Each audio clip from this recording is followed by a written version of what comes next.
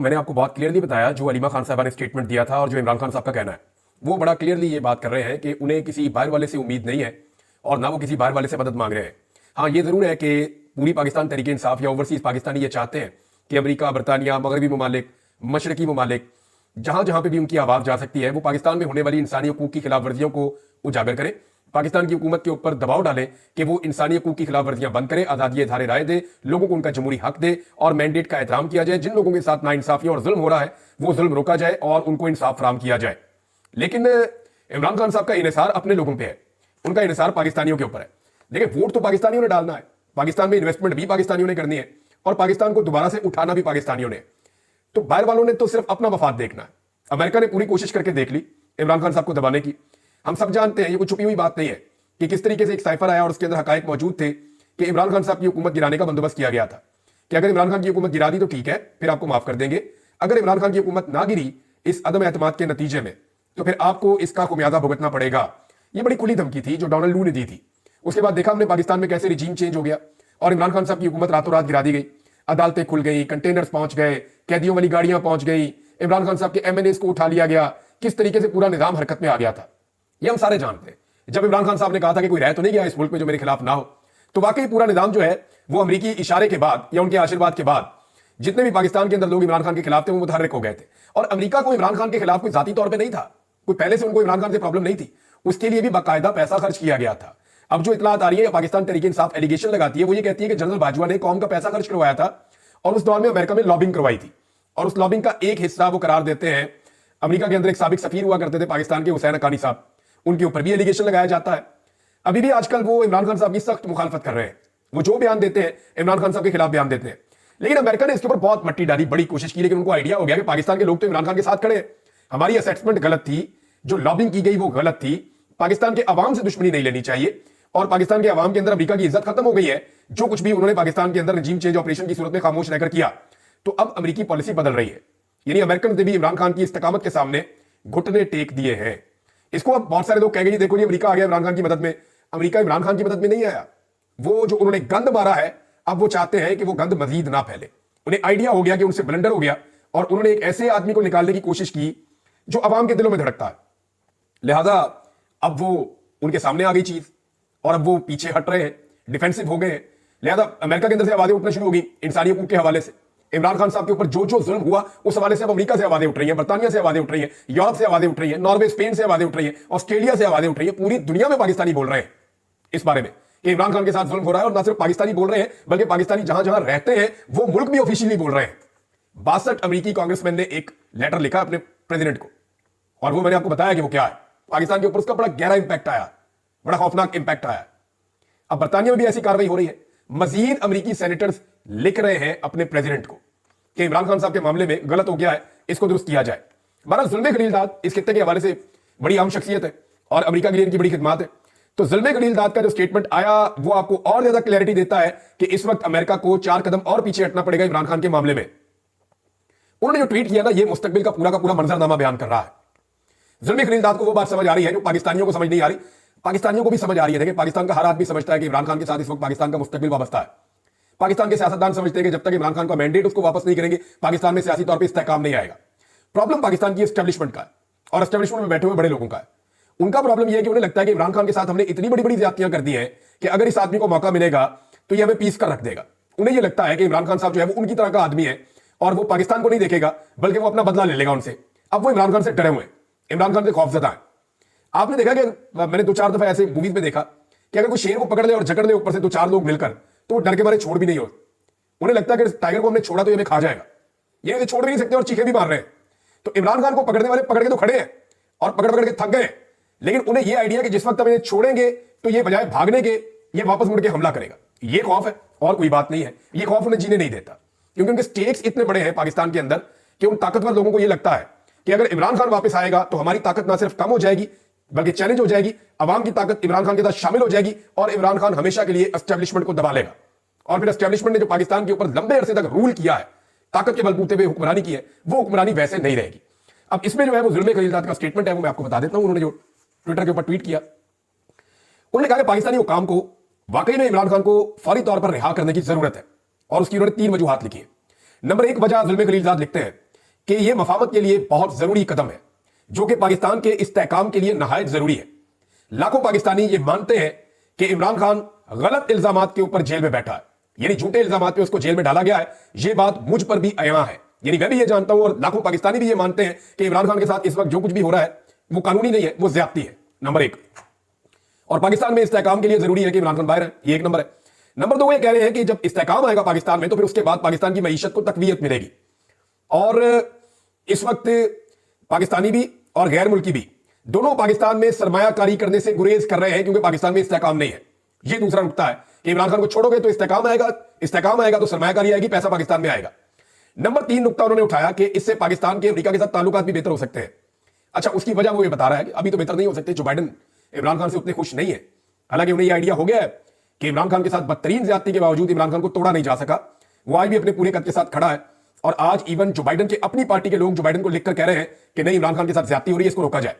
बहरहाल ये लोग तीसरा नुकता उन्होंने जो ताल्लुकात के हवाले से बात की वो ये बात है कि खास तौर पर अगर डोनाल्ड ट्रंप जो इमरान खान का दोस्त है अगले हफ्ते होने वाले इंतखाबात में जीत जाता है तो ये पाकिस्तान के लिए अमेरिका के साथ ताल्लुकात में एक बड़ा अहम पॉइंट होगा। बहरहाल ये अमेरिकी पॉइंट ऑफ व्यू है और उनके नुक्ते नजर से है। पाकिस्तानियों ने अपने नुक्ते नजर से देखना है कि वो क्या सोच रहे हैं इसके बारे में। बहरहाल एक और खबर है जी, पाकिस्तान के अंदर पीआईए की निजकारी, बड़े बड़े दावे किए गए। निजकारी का वजीर जो है उसने बड़े दावे किए, हुकूमत ने बड़े दावे किए, अरबों रुपए आ जाएगा, बड़ी बड़ी इन्वेस्टमेंट्स आ रही हैं, हमें बहुत बड़े बड़े बिडर्स मिल गए हैं, हमें बड़े बड़े पार्टनर्स मिल गए हैं, हुकूमत को जमीन आसमान के कलाबे मिला दिए। फिर कभी कहा जी 20 अरब डॉलर की सरमायाकारी सऊदी अरब ला रहा है, 25 अरब डॉलर की सरमायाकारी फ्रांस से आ रही है, यूएई और कतर बहुत बड़ी सरमायाकारी लेकर आ रहे हैं, चीन जो है पता नहीं अपना मंसूबा बढ़ा के कितने अरब डॉलर और लेकर आ रहा है। ये सारी कहानियां सुना के निकला क्या? छानबुरा। चंद मिलियन की सरमायाकारी भी होती है ना, वहां पे शहबाज शरीफ साहब खुद खड़े होकर एमओयू साइन करवा रहे होते हैं। मैं यूएई का एक वाकया आपको बता देता हूं, नाम मैं नहीं लूंगा क्योंकि जिनका ये वाकया उन्होंने मुझे मना किया था। ये यूएई में गए पाकिस्तानी गवर्नमेंट और एक छोटा ताजर है, यानी बहुत बड़ी सरमायाकारी उन्होंने नहीं की, वैसे तो बहुत बड़ा बिजनेस ग्रुप है उनका, लेकिन कराची में उन्होंने एक छोटी सी सरमायाकारी की हुई थी, बिल्कुल छोटी सी, एक छोटा सा सॉफ्टवेयर का काम था, वो कराची में कर रहे थे, बहुत मामूली सी, चंद मिलियन डॉलर की है, बिल्कुल छोटी सी। तो उसमें उनको जनाब कॉल किया गया और उन्हें कहा गया जी कि सूटेड बूटेड किस्म के दो चार बंदे ले, कोई अरबी दिखने वाले बंदे वहां पे होने चाहिए, तो आपने ना बस शहबाज शरीफ साहब के सामने बैठ के तो वो एमओयू साइन कर देना। उन्होंने कहा जी ये तो पीनेट है, मैंने तो सरमायाकारी की नहीं पाकिस्तान में, ये तो छोटा प्रोजेक्ट था, हमने यहां पे कर दिया। उन्होंने कहा जी हमें कोई बंदे ही नहीं मिल रहे, ये पाकिस्तानी वजारत कर रही है और आईटी मिनिस्टर इसके अंदर इन्वॉल्व थी, ख्वाजा आसिफ की रिश्तेदार। तो उन्होंने वहां पे रिक्वेस्ट की उन बिजनेसमैन से कि अल्लाह का आपको वास्ता है कि शहबाज शरीफ के सामने कोई तनकीद ना कीजिएगा, कोई ऐसी बात ना कीजिएगा, हमारी इज्जत आप रख ले, सिर्फ आप बैठे तकरीब में साइन करें, पीटीवी आपकी वीडियो बना देगा, हमने वहां पे चलानी है। मैं आपको रियल वाकया बता रहा हूं, ये इस हुकूमत की सूरत हाल है। तो कितने इन्होंने नारे लगाए, कितने दावे किए जी हमने जनाब सरमायाकारी पाकिस्तान में आ रही है, 50 साल की तारीख में सबसे लोएस्ट है इस वक्त सरमायाकारी। ये मुल्क नहीं चलना बगैर मैंडेट के, ये जितने तजुर्बाकार मिस्त्री लगे हुए ना, ये पाने उठा के रेंच पकड़ के, ये मुल्क ऐसे नहीं चलना। ताकत के बलबूते पे आप लोगों को चुप करवा सकते हैं, उनकी जुबानें बंद कर सकते हैं, उनकी जुबानें काट सकते हैं, उन्हें जेलों में बंद कर सकते हैं, उन्हें कैद खानों में हुकूमत खानों में डाल सकते हैं, काल कोठरियों के अंदर रख सकते हैं, लेकिन आप पाकिस्तान की मईशत नहीं चला सकते। अगर पाकिस्तान सारे का सारा आपने चलाना है तो 25 करोड़ आदमियों को फिर आपको यरगवाल बनाना पड़ेगा। लोग नहीं मान रहे ना, मैंडेट ही नहीं है, लोगों ने वोट किसी और को डाला, लाके किसी और को बिठा दिया। अब वो शक्लें ही लोगों को पसंद नहीं है, लोग कहते हैं ये तो वो लोग ही नहीं, हमें जानते ही नहीं, इनको कहां से लाके आपने बिठा दिया। बहरहाल पीआईए की निजकारी की जनाब बड़ी कोशिश की गई, उसके अंदर 6 बिडर्स को फाइनल किया गया कि 6 कंपनियां जी ये पीआईए को खरीदेंगी, एक दो कंपनियां अपनी भी वाकफ बीच में डाल दी। वो पता लगा जी कि कल शाम को बिडिंग थी 5 बजे, पाकिस्तान टेलीविजन लाइव दिखा रहा है, निजी टीवी चैनल्स को रोक दिया गया, तो सिर्फ एक कंपनी आई, और वो भी कंपनी ऐसी जिसको हुकूमत ने फेस सेविंग के लिए रखा हुआ था कि यार 2-4 कंपनियां अच्छा नहीं लगता, 2 कंपनियां अपनी डाल देते हैं। तो उनमें एक कंपनी जो है वो एक कंपनी आई, वो पाकिस्तानी है, मैं उन्हें जानता हूं अच्छी तरह। तो उनको मजबूर किया गया, वो पहुंच गए। तो उन्होंने जनाब पीआईए की कम से कम कीमत जो हुकूमत ने रखी हुई थी 85 अरब रुपए रखी हुई थी, उन्होंने 10 अरब डॉलर की कीमत लगाई। और 10 अरब डॉलर में भी उन्होंने किसी को वहां कहा, पता नहीं मजाक में कहा, ये क्या बात हुई कि जनाब हमारी सोसाइटी के जो प्लॉट है ना, उन प्लॉटों में एडजस्ट करवा दें ये कीमत भी। क्या ये हो सकता है? अब ये वहां पर रिपोर्ट हुई है चीज। मामला ये है कि 10 अरब डॉलर पीआईए के मिल रहे हैं, यानी ओने पोने भी कोई खरीदने को तैयार नहीं है। वो जो 5 कंपनियां नहीं आई ना, उनसे जब राब्ता किया गया तो उनमें से 3 ने कहा हुकूमत पे एतबार ही नहीं है, इस हुकूमत में, इस निजाम पे हमें भरोसा ही नहीं है, कोई पैसा खर्च करने को तैयार नहीं है। यही बात जुल्म खरीदार समझा रहा है, लेकिन पाकिस्तानियों को तो समझ आ रही है, पाकिस्तान के जो करता धरता बने हुए हैं या पाकिस्तानी एस्टेब्लिशमेंट है, उनको ये बात समझ नहीं आ रही। इससे पहले देर हो जाए भाई, समझ लो ये बात, फॉर गॉड सेक, ये मुल्क इधर ही रहना है, आपके बच्चों ने भी इस मुल्क में रहना है, यहीं पे हमने पलना है, बढ़ना है, हमारा मुस्तकबिल इस मुल्क के साथ वाबस्ता है। नौकरियां तो खत्म हो जाएंगी एक दिन, जिंदगियां भी खत्म हो जाएंगी एक दिन, तो मुल्क के साथ कुछ अच्छाई करके जाएं ताकि लोग आपको अच्छे अल्फाज में याद रखें। अब इस वक्त अवाम के साथ फड्डा डाला हुआ है कि नहीं जी हम जिसको बनाएंगे वही रहेगा। तो पीआईए का जनाब 10 अरब रुपए पीआईए का दिया जा रहा था। क्या कोई नई एयरलाइन अगर बनाए तो 10 अरब में बनती है? यार 10 अरब के अंदर तो एक न्यूज चैनल नहीं बनता। तो इतनी बड़ी पाकिस्तान एयरलाइन, वो 10 अरब रुपए उसकी बोली लगी है और ये दावे कर रहे थे बहुत बड़े बड़े। फिटे मुंह वैसे इनके दावों के ऊपर हद हो गई है। इन्होंने क्या हाल कर दिया पाकिस्तान के इदारों का, और ट्रस्ट का ये लेवल है कि हुकूमत को पैसे देने के लिए कोई तैयार नहीं, कोई इस हुकूमत के साथ काम करने के लिए तैयार नहीं है। ये ट्रस्ट का एक बहुत बड़ा डेफिसिट है। पेट्रोल की कीमतें हुकूमत ने एक बार फिर बढ़ा दी है। जब ये कम करते हैं तो खबरें बड़ी शौक से चलाते हैं, जब ज्यादा करते हैं तो खामोशी से बढ़ा देते हैं। अब इस वक्त भी जो पेट्रोल है ना, मैं सिर्फ आपको ये इसलिए बता रहा हूं कि मुझे पता है कि हुकूमत की मजबूरियां हैं, यहीं से उन्होंने पैसे इकट्ठे करने और तो पैसे मिल नहीं रहे। पाकिस्तान में कारोबार कोई नहीं हो रहा, पाकिस्तान के अंदर कारोबार कोई नहीं हो रहा। जहां एक दिन में डीएचए की सैकड़ों फाइलें ट्रांसफर होती थी, वहां दोपहर तक 1 या 2 होती हैं। ये सिर्फ डीएचए नहीं है, बाकी सोसाइटियों का भी यही हाल है, काम ही नहीं हो रहा। हमारे एक दोस्त कर्नल साहब उन्होंने बताया जी हम हाथ पे हाथ रख के बैठे हुए, अब काम ही बंद हो गया, लोग काम कर ही नहीं रहे। लोगों ने जिद पकड़ लिया कि जनाब हमने पैसा निकालना ही नहीं है। जब पैसा निकलेगा, सर्कुलेट होगा, तो उसी में टैक्स जनरेट होगा ना, उसी के अंदर से आपको टैक्सेस मिलेंगे और चीजें मिलेंगी, पैसा मिलेगा। लोग खरीदो फरोख्त कर नहीं रहे, हालात यहां पे पहुंच गए हैं। अच्छा, अब मैं आपको ये बताता हूं कि पेट्रोल की कीमतों में दोबारा इजाफा किया, कोई ₹1.35 पेट्रोल और ₹3.85 डीजल की कीमत बढ़ा दी है। ये खबर मैं आपको इसलिए दे रहा हूं कि आलमी मंडी में इस वक्त जो पेट्रोलियम मसनूआत की कीमतें हैं वो $67 फी बैरल पे है, $67 फी बैरल पे। इमरान खान साहब के दौर में ये $125 फी बैरल के आसपास पहुंच गई थी कीमत। यानी इमरान खान के दौर में आलमी मंडी में तेल इससे दुगनी कीमत का था, और इमरान खान जो है वो उस वक्त भी $150 का पेट्रोल और डीजल इसके अंदर अंदर दे रहे थे। यानी इमरान खान साहब $125 फी बैरल खरीद के ₹150 फी लीटर के अंदर अंदर डीजल और पेट्रोल दे रहे थे। अब यहां पे आप देखेंगे 2.5 साल के अंदर इन साइंसदानों ने, जिन्होंने ₹70 लीटर पेट्रोल देना था, वो ₹60 तो ले भी ले रहे हैं पेट्रोल के ऊपर सिर्फ। यानी जब $125 या $115 आलमी मार्केट में फी बैरल कीमत होती थी ना, तो ये कहते थे हम ₹70 का बेच के मुनाफा कमाएंगे। और अब जब $67 फी बैरल है, तो ये कितने का बेच रहे हैं जनाब? इस वक्त की जो कीमत है वो पाकिस्तान के अंदर ₹248 पेट्रोल और ₹255 डीजल की कीमत है। यानी इमरान खान के दौर से ₹100 महंगा बेच रहे हैं और उससे आधी कीमत में खरीद रहे हैं। ये फर्क है, सिर्फ मैंने आपको बताना था ताकि रिकॉर्ड के ऊपर आपके पास ये चीज रहे। अडयाला जेल में इमरान खान साहब के हवाले से नई खबरें आ रही है, दोबारा से सख्ती करने की कोशिश की जा रही है, और इस पे 2 स्टेटमेंट्स आए। मैं आपको 2 स्टेटमेंट पढ़ के सुना देता हूं। एक तो सलमान अकरम राजा साहब के 2 स्टेटमेंट्स हैं, वो बहुत जरूरी है, और उनके अलावा एक स्टेटमेंट है उमर अयूब साहब का। उमर अयूब साहब ने जो स्टेटमेंट दिया, उन्होंने कहा कि अडयाला जेल में इमरान खान से मुलाकात की इजाजत नहीं दी गई। कहा गया कि हमें एक अंडरटेकिंग देना होगा, बयान लिख कर दे कि सियासी गुफ्तगू नहीं करेंगे। और इमरान खान के साथ कौन सी गुफ्तगू करनी है भाई? सियासतदान है, सियासी गुफ्तगू ही करेगा ना भाई। नवाज शरीफ साहब तो बैठ के पूरी पॉलिटिकल मीटिंग्स करते थे जेल के अंदर, 15-15 सहाफियों को दोनों तरफ बैठा के, साथ इधर सामने मियां साहब के साथ मियां साहब के अपने बंदे भी, इरफान सिद्दीकी वगैरह, परवेज रशीद वगैरह, टका के वहां मुलाकातें करते थे। सियासतदानों की बाकायदा महफिल होती थी वहां पे, पूरी कैबिनेट बैठती थी, बैठ के बातें करते थे।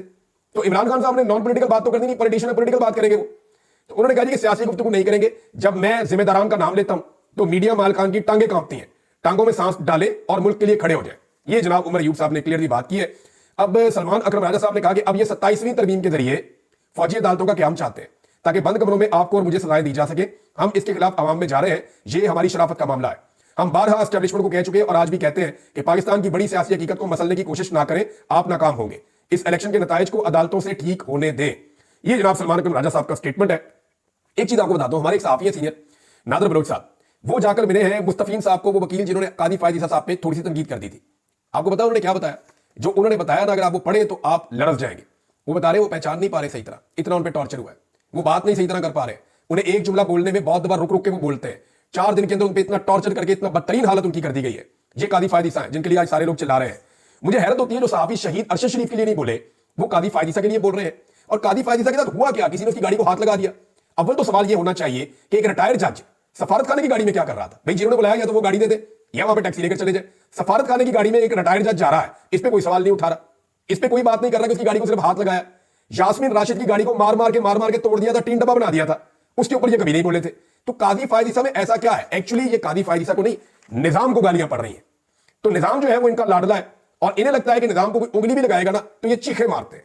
इनकी गैरत कभी नहीं जागेगी आम आदमी के साथ जितना मर्जी जुल्म और ज्यादती हो जाए। इनकी गैरत फौरन जाग जाती है जैसे इनके अपने किसी बंदे को छेड़ दिया जाए। सर्विंग जज के ऊपर गंदी गालियां सुप्रीम कोर्ट ऑफ पाकिस्तान के बाहर खड़े होकर दी थी इन्होंने 2023 में। सर्विंग जज के ऊपर गंदी गालियां दी थी, तब तो कोई नहीं बोला। अब धड़ाधड़ बोल रहे हैं कि कादी फायद ईसा की गाड़ी को रोकने की जिसारत कैसे की गई। अभी तो कादी फायद ईसा साहब ने म्यूजिक एंजॉय करना शुरू किया है। ये बहुत सारे और लोग म्यूजिक एंजॉय करेंगे। देखा बांग्लादेशियों ने क्या किया था। मैं को डरा नहीं रहा, आपको धमकी नहीं लगा रहा, मैं आपको यह समझा रहा हूं कि जब भी कोई जुल्म करता है या जालिम होता है तो अल्लाह की रस्सी जो है वो दराज तो होती है, लेकिन जब वो रस्सी खींचता है तो बड़ा बुरा फंदा पड़ता है।